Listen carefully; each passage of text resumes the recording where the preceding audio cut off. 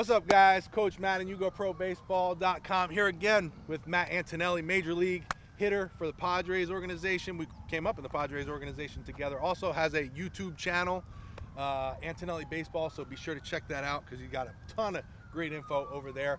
But today he's going to talk about how to hit a slower pitcher or a junk ball pitcher, because I see a lot of young players, they actually hit better off of the fast guy sometimes, but when they get that guy who's throwing a little bit slower, under hitting speed, they say, or throwing that junk, they just struggle. Absolutely. So what are some things that a guy can do to have better success against a slow pitcher or a junk ball pitcher?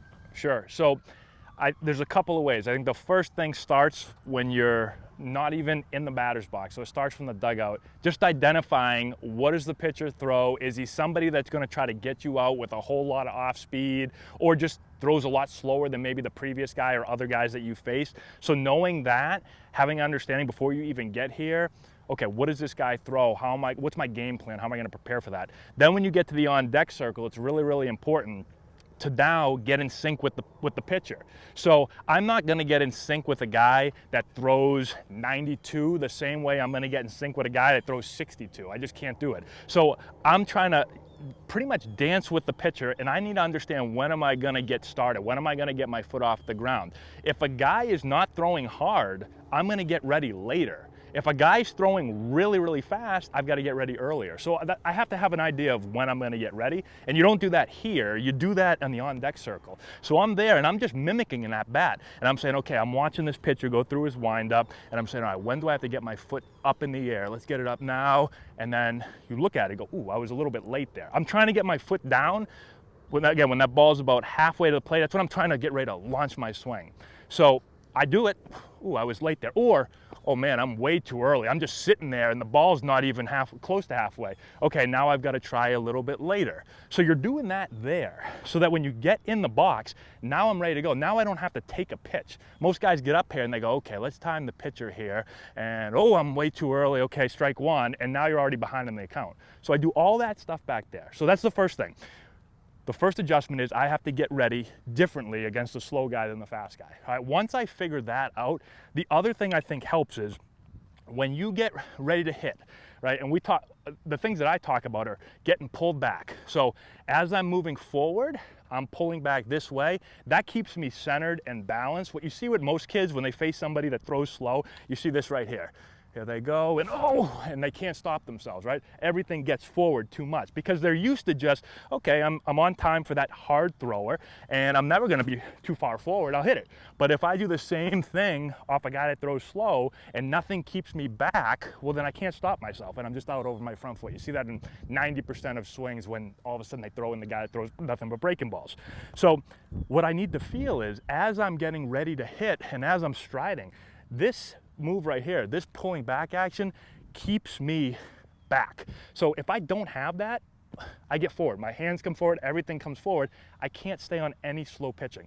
But if I pull back as I'm moving forward, so I'm loading, my upper body is literally loading as I'm striding forward.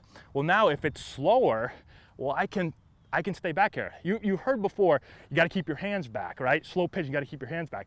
Well, it's not just keeping them back. I can't just push them back here because they're still going to want to come forward. I've got to pull back. This keeps me back until I want to swing. If I don't have that, I can do everything else. You can throw 100 different things at me, and I'm not going to be able to hit slow pitching. I've got to be able to be on time by working it in the dugout and on the on-deck circle in combination with being pulled back so that I don't get over my front foot. I stay balanced, and now all of a sudden I can drive the ball and hit the ball much, much better off the slow pitching.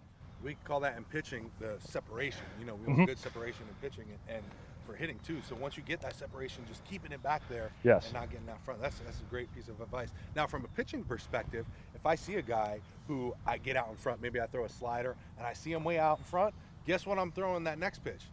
Something lower and slower until he makes the adjustment. So as the hitter, I would say you got to make those adjustments with the pitcher because he's kind of going off of what he just saw from you. So it's almost like a chess game. Absolutely. Kind of playing the chess game and seeing who's going to make the adjustment quicker and be able to come out on top. One other question I got for you, and maybe it could be perceived as a tip from those viewing, is in general, as a hitter, what are you looking for in a 2-0 count? So this depends a little bit, again, on the level that you're at. So the higher you get, the more information you get. And once you start getting tons of information, you know, we talked about, I didn't spend a ton of time at the major leagues, but when you're in the major leagues, you know, you have a really good idea of everything this guy's going to throw. You get percentages before the game, right? They say in a 2-0 count, the guy throws 94% two-seam fastballs or 52, you know, whatever. And so you know, that's how you kind of put your game plan together. So if you're at a high level and you have the information, then use that information. But for most players, they don't have that information. So what you do, again, it goes back to the dugout. When I'm sitting there, I'm watching all the hitters. If I'm a righty, I'm watching all the other righty hitters on my team. If I'm a small guy, I'm watching all the other small guys, and I'm saying, okay, how is this pitcher attacking this guy? Because if you're at a level where there's not much information, that you don't have much information on him, he doesn't have a whole lot of information on you. So pitchers will say, okay, here's a big guy, right-handed hitter, big guy, hits in the 4-hole. You're probably going to pitch him like you would most big guys that hit in the middle of the lineup. So if you pick a guy that's similar to you, now all of a sudden you say, okay, let's see how the pitcher's going to attack this guy, right? And, oh, 2-0, this guy always, every time 2-0, he throws a breaking ball. Well, if I have that information, I have enough of it, well, then I could sit breaking ball if I want to. Okay, that's probably getting a little advanced, but if you do enough paying attention, you know, a lot of kids just sit in there and they got their soda drinks and their popcorn and stuff, and nobody's watching anything. And then you go to the plate and it's 2-0, and you're like, I don't know, I guess I'll just see the ball and hit it, right? That's see the ball and hit it. But if you pay attention, you're a student of the game, now you can start to put together a game plan. Now, if you don't have any of that stuff, what I always kind of revert back to is I want to try to get on my pitch. All right, so if I have no idea, I've never seen this guy before, no one else on my team is like me, I don't know what he's going to throw, typically we tell guys to get on the fastball because we practice hitting fastballs every single day, right? We don't, some teams practice hitting breaking balls, but 95 to 100% of your work's going to be on fastballs. Most guys hit that best. So at that point, 2-0, it's my pitch, right? I'm sitting fastball where I want it. And again, it differs a little bit, but most guys are going to be somewhere in the middle chunk of the plate, about waist high. I'm sitting on fastball. I'm anticipating I'm going to get a fastball. I'm getting ready to hit it. We say yes, yes, no approach. I'm thinking yes, yes, yes. If it's there, then I'm rolling yes, boom, and I whack it, and I hopefully hit a double. If it's not there, if it's not my fastball right there, I'm thinking yes, yes, yes. All of a sudden, it's not there. No, I just slam on the brakes and say no.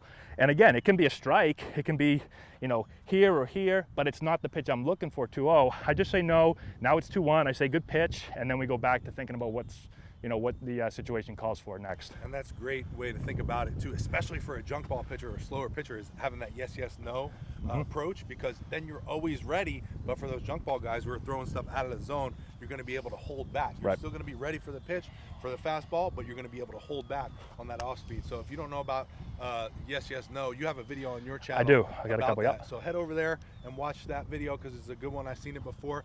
Of course, you got to go check out his channel in general because there's a bunch of great hitting information, a bunch of baseball information. You want to get the information out of this guy's head. He was a major league hitter, major league middle infielder. So go over there, check it out, and subscribe. Oh, you okay?